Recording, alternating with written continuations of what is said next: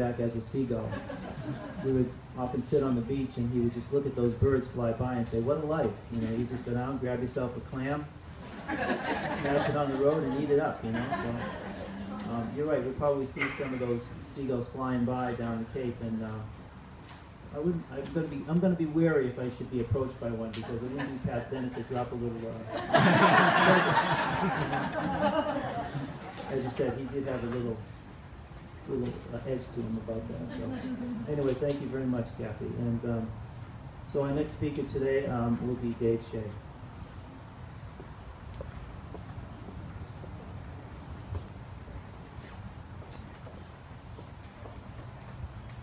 Thanks, Mike.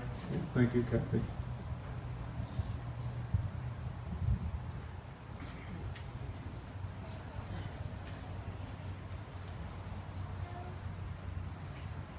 It does seem unbelievable and surreal that we're here today to say goodbye to such an incredible man, a great father, grandfather, uncle, brother, friend, neighbor, colleague.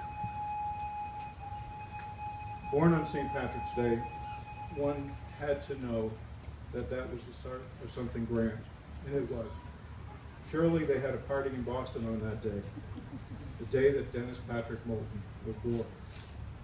I have no doubt that he arrived on that day with that characteristic twinkle in his eye and that mischievous grin that he often had. I came to learn that that mischievous grin was a signal that he knew something that you had not figured out yet. Dennis was an athlete. We all know he was an incredible athlete on many levels. He was a high school All-American swimmer. And I remember how amazed I was the first time I saw him doing laps in the pool. He glided through the water. I was amazed because he looked more like a wrestler than a swimmer. And in my mind, he was a wrestler trapped, and a swimmer trapped in a wrestler's body. Kathy, you mentioned the story of Victor the Bear. That was on my list as well. I always got a kick out of Dennis telling that story. When Victor the Bear came to campus, his fraternity chose Dennis to wrestle the bear. He, after all, was a swimmer trapped in a wrestler's body. He approached his challenge with some forethought. He had a strategy. And he would tell the story about he would reckon or line up with a bear, and he knew that if he hit him high and hard, he would rock him over. And he did. But I think the story unfortunately went that the bear decided that was the end of Dennis's fun. And he picked Dennis up and in a smooth professional move ended the match. Dennis often spoke of that event because he recalled the sheer strength that the bear had. And we all know that Dennis was strong as hell. So he probably didn't encounter that kind of strength very often, except maybe when he matched up against Hakey on the basketball court. That was always the wrestling match. Dennis was loyal. He spent 42 years at Clark School, a remarkable career. Years ago, people trained at Clark and had the hope of working at Clark. The Clark staff was exceptional. The filter that Smith College offered Clark was outstanding. People would be invited to come and train at Clark. Clark would observe people for a year, and then they would pick the best of the best. Dennis was one of those candidates. But beyond that, Dennis had been handpicked for his job as the athletic director. The legendary Whitey Wilhelm was charged with the task of picking his successor as his retirement approached. When he met Dennis, he knew he had met the right person. Whitey knew that Dennis could be the surrogate father.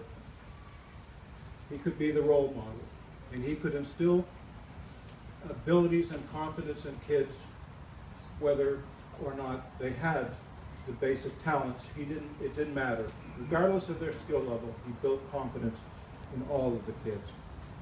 Whitey launched Dennis's 42-year career that positively impacted the lives of many, many hearing impaired children, their family, and his colleagues.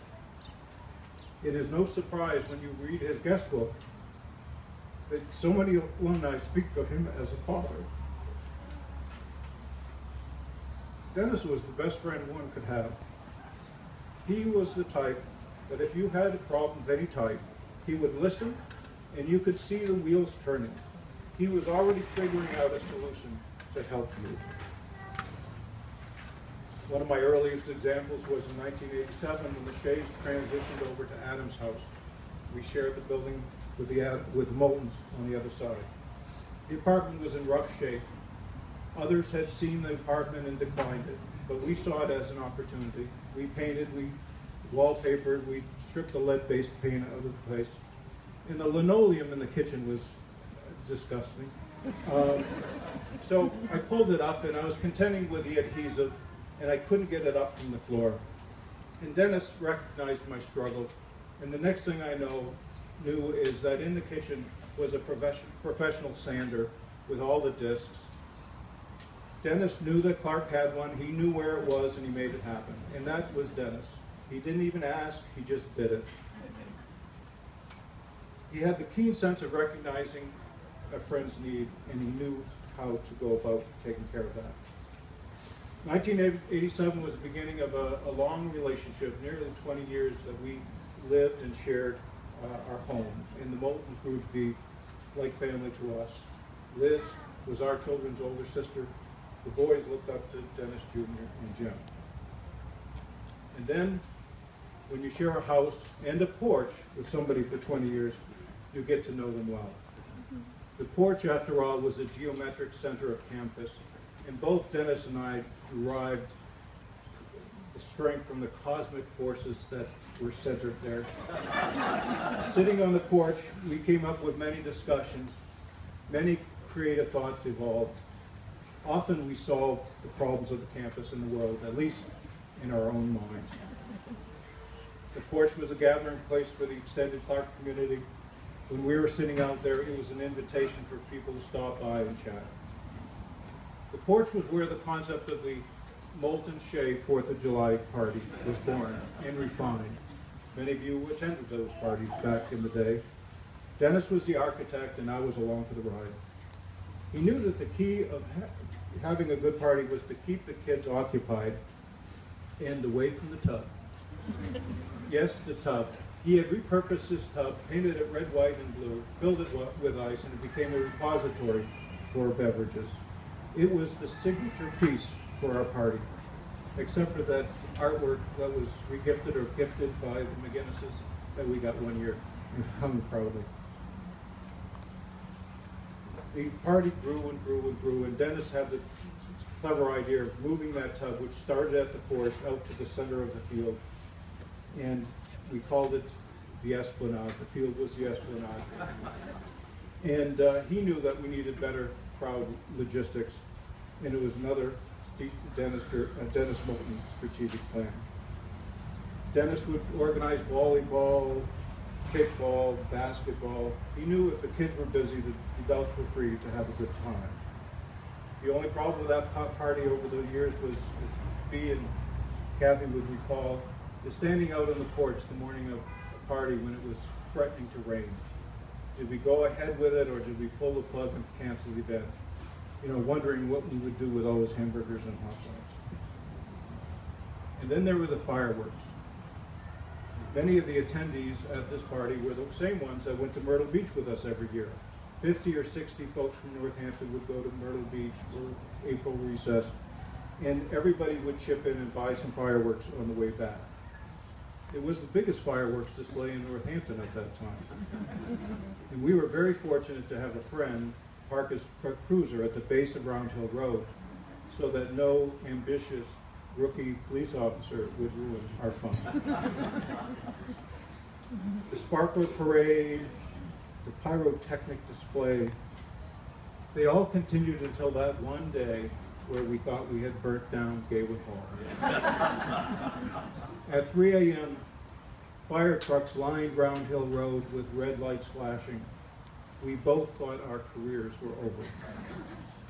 We felt, however, that we had dodged a bullet when we learned that no damage was done and the fire alarms were triggered by a spider. Dennis was a leader. Every organization has a formal leadership structure and an informal leadership structure.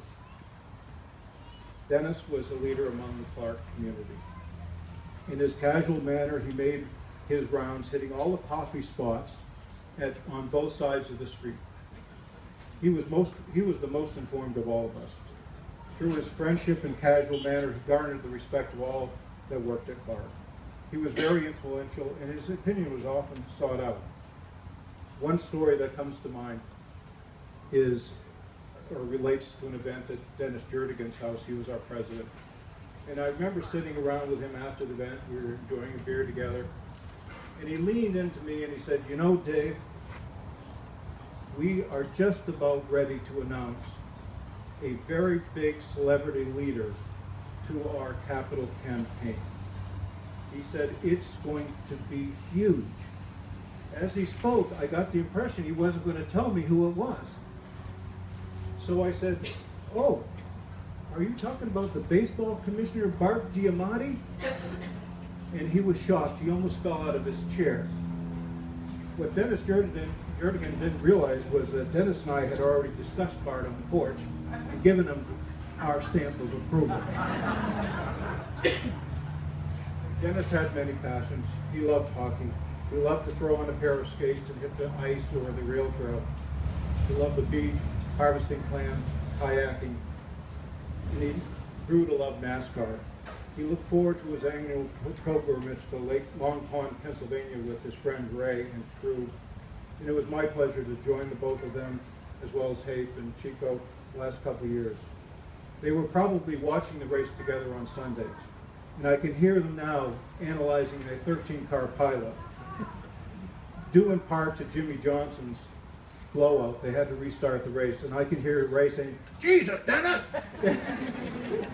Your guy caused all of this. But anyway, but really, Dennis was most passionate about friends and family. And he was one that would always watch your back. Most of you know that 20 years ago this month I left and I went to medical school. It was a tough decision because I knew that Kathy and the kids would be here, I'd be away. And I wrestled with it. I called my pre-med advisor from 20 years prior and I asked him, I said, "If you were 38, you had a wife, you had 3 kids, and you had been accepted to Harvard of the Caribbean, what would you do?" He says, "I would be on the plane." Well, it still was a difficult decision. How could I leave Kathy and the kids behind? Well, there was just one reason. It's because of Dennis Moulton. I knew that if I was away, Dennis Moulton would watch my back. If ever needed help while I was gone, I knew that Dennis Moulton would be there. On the day that I left, Katie says, "You can't tell the story, Dad. You won't get through it." She was right. On the day that I left medical school, Dennis offered to drive us down. As we pulled up to the curb, the kids were crying, Kathy was crying, I was crying, and Dennis was crying. We all knew that this was the beginning of a change in our lives. When I would return on school breaks, Dennis would pick me up, often with a cold beverage. He was a guy that was always thinking ahead. So I know now that since I've told the airport story, the reason he asked me to speak today, because he knew that I'd probably turn into a tearful, babbling fool, which I feel like I have. But it's my honor to have spoken today for Dennis. We are all lucky to have had him in our lives, an exceptional guy.